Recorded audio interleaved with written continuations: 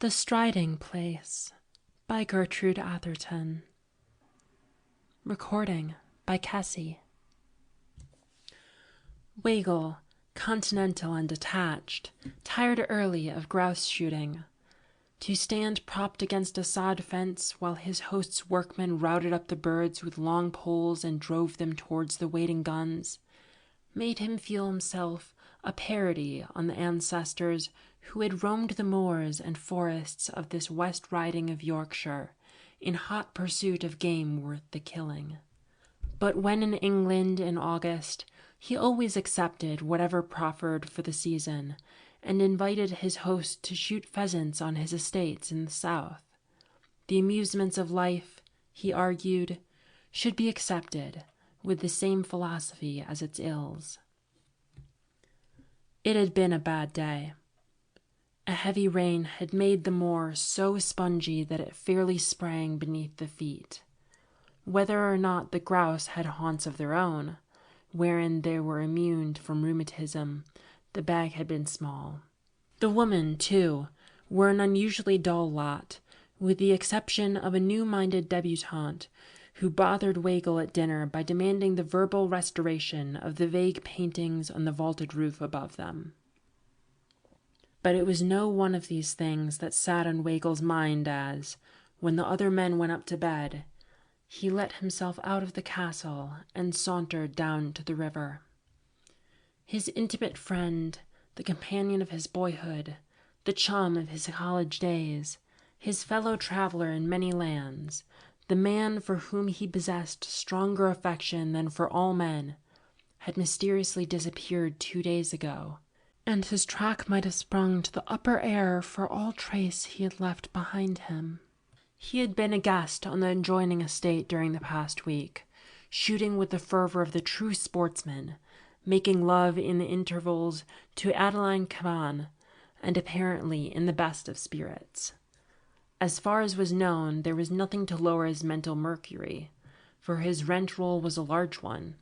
Miss Cavan blushed whenever he looked at her, and, being one of the best shots in England, he was never happier than in August. The suicide theory was preposterous, all agreed, and there was as little reason to believe him murdered. Nevertheless, he had walked out of March Abbey 2 nights ago without hat or overcoat, and had not been seen since. The country was being patrolled night and day. 100 keepers and workmen were beating the woods and poking the bogs on the moors, but as yet not so much as a handkerchief had been found. Weigel did not believe for a moment that Wyatt Gifford was dead, and although it was impossible not to be affected by the general uneasiness, he was disposed to be more angry than frightened. At Cambridge, Gifford had been an incorrigible practical joker, and by no means had outgrown the habit. It would be like him to cut across the country in his evening clothes, board a cattle train, and amuse himself touching up the picture of the sensation in West Riding. However, Weigel's affection for his friend was too deep to companion with tranquillity in the present state of doubt, and instead of going to bed early with the other men, he determined to walk until ready for sleep. He went down to the river and followed the path through the woods.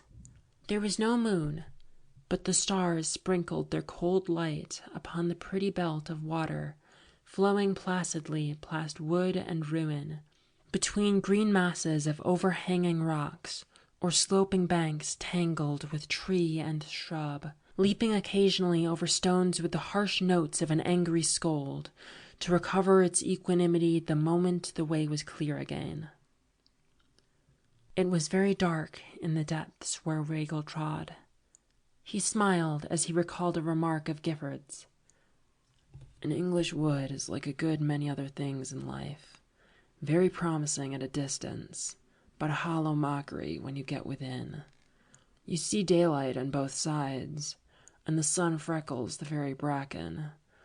Our woods need the night to make them seem what they ought to be, what they once were before our ancestors' descendants demanded so much more money in these so much more various days. Wiggle strolled along, smoking and thinking of his friend, his pranks, many of which had done more credit to his imagination than this, and recalling conversations that had lasted the night through. Just before the end of the London season, they had walked the streets one hot night after a party, discussing the various theories of the soul's destiny. That afternoon, they had met at the coffin of a college friend whose mind had been a blank for the past 3 years. Some months previously, they had called at the asylum to see him. His expression had been senile, his face imprinted with the record of debauchery. In death, the face was placid, intelligent, without ignoble lineation. The face of the man they had known at college. Wiggle and Gifford had had no time to comment there, and the afternoon and evening were full, but, coming forth from the house of festivity together, they had reverted almost at once to the topic. "I cherish the theory," Gifford had said, "that the soul sometimes lingers in the body after death. During madness, of course, it is an impotent prisoner, albeit a conscious one. Fancy its agony and its horror. What more natural than that, when the life spark goes out, the tortured soul should take possession of the vacant skull and triumph once more for a few hours, while old friends look their last. It has had time to repent, while compelled to crouch and behold the state of its work, and it has shrived itself into a state of comparative purity. If I had my way, I should stay inside my bones until the coffin had gone into its niche, that I might obviate for my poor old comrade the tragic impersonality of death. And I should like to see justice done to it, as it were, to see it lowered among its ancestors with the ceremony and solemnity that are its due. I'm afraid that if I dissevered myself too quickly, I should yield to curiosity and hasten to investigate the mysteries of space." "You believe in the soul as an independent entity, then? That it and the vital principle are not one and the same?" "Absolutely. The body and the soul are twins, life comrades, sometimes friends, sometimes enemies, but always loyal in the last instance. Some day, when I am tired of the world, I shall go to India and become a Mahatma, solely for the pleasure of receiving proof during life of this independent relationship." "Suppose you were not sealed up properly and returned after one of your astral flights to find your earthly part unfit for habitation. It is an experiment I don't think I should care to try, unless even juggling with soul and flesh had palled." "That would not be an uninteresting predicament. I should rather enjoy experimenting with broken machinery." The high, wild roar of water suddenly smote upon Wiggle's ear and checked his memories. He left the wood and walked out on the huge slippery stones which nearly closed the river wharf at this point, and watched the waters boil down into the narrow pass with their furious, untiring energy. The black quiet of the woods rose high on either side. The stars seemed colder and whiter just above. On either hand, the perspective of the river might have run into a rayless cavern. There was no lonelier spot in England, nor one which had the right to claim so many ghosts, if ghosts there were. Wiggle was not a coward, but he recalled uncomfortably the tales of those that had been done to death in the Strid. Footnote 1. This striding place is called the Strid, a name which it took of yore.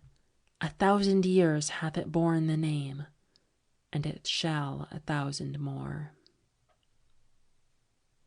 Wordsworth's Boy of Egremont had been disposed of by the practical Whitaker, but countless others, more venturesome than wise, had gone down into that narrow boiling course, never to appear in the still pool a few yards beyond. Below the great rocks which formed the walls of the Strid was believed to be a natural vault, onto whose shelves the dead were drawn. The spot had an ugly fascination. Wiggle stood, visioning skeletons, uncoffined and green, the home of the eyeless things which had devoured all that had covered and filled that rattling symbol of man's mortality, then fell to wondering if any one had attempted to leap the strid of late. It was covered with slime. He had never seen it look so treacherous. He shuddered and turned away, impelled, despite his manhood, to flee the spot. As he did so, something tossing in the foam below the fall, something as white, yet independent of it, caught his eye and arrested his step. Then he saw that it was describing a contrary motion to the rushing water, an upward-backward motion. Wiggle stood rigid. Breathless, he fancied he heard the crackling of his hair. Was that a hand?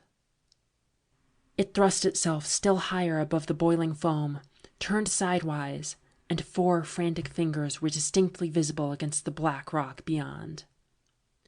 Wiggle's superstitious terror left him. A man was there, struggling to free himself from the suction beneath the strid, swept down, doubtless, but a moment before his arrival, perhaps as he stood with his back to the current. He stepped as close to the edge as he dared. The hand doubled as if in imprecation, shaking savagely in the face of that force which leaves its creatures to immutable law, then spread wide again, clutching, expanding, crying for help as audibly as the human voice. Wiggle dashed to the nearest tree, dragged and twisted off a branch with his strong arms, and returned as swiftly to the strid. The hand was in the same place, still gesticulating as wildly. The body was undoubtedly caught in the rocks below, perhaps already halfway along one of those hideous shelves. Wiggle let himself down upon a lower rock, braced his shoulder against the mass beside him, then, leaning out over the water, thrust the branch into the hand. The fingers clutched at it convulsively. Wiggle tugged powerfully, his own feet dragged perilously near the edge. For a moment, he produced no impression. Then an arm shot above the waters. The blood sprang to Wiggle's head. He was choked with the impression that the strid had him in her roaring hold, and he saw nothing. Then the mist cleared. The hand and arm were nearer, although the rest of the body was still concealed by the foam. Wiggle peered out with distended eyes. The meager light revealed in the cuffs links of a peculiar device. The fingers clutching the branch were as familiar. Wiggle forgot the slippery stones, the terrible death if he stepped too far. He pulled with passionate will and muscle. Memories flung themselves into the hot light of his brain, trooping rapidly upon each other's heels, as in the thought of the drowning. Most of the pleasures of his life, good and bad, were identified in some way with this friend. Scenes of college days, of travel, where they had deliberately sought adventure and stood between one another and death upon more occasions than one, of hours of delightful companionship among the treasures of art, and others in the pursuit of pleasure, flashed like the changing particles of kaleidoscope. Wiggle had loved several women, but he would have flouted in these moments the thought that he had ever loved any woman as he loved Wyatt Gifford. There were so many charming women in the world, and in the 32 years of his life, he had never known another man to whom he had cared to give his intimate friendship. He threw himself upon his face. His wrists were cracking. The skin was torn from his hands. The fingers still gripped the stick. There was life in them yet. Suddenly, something gave way. The hand swung about, tearing the branch from Wiggle's grasp. The body had been liberated and flung outward, though still submerged by the foam and spray. Wiggle scrambled to his feet and sprang along the rocks, knowing that the danger from suction was over, and that Gifford must be carried straight to the quiet pool. Gifford was a fish in the water, and could live under it longer than most men.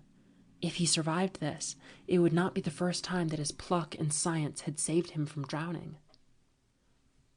Wiggle reached the pool.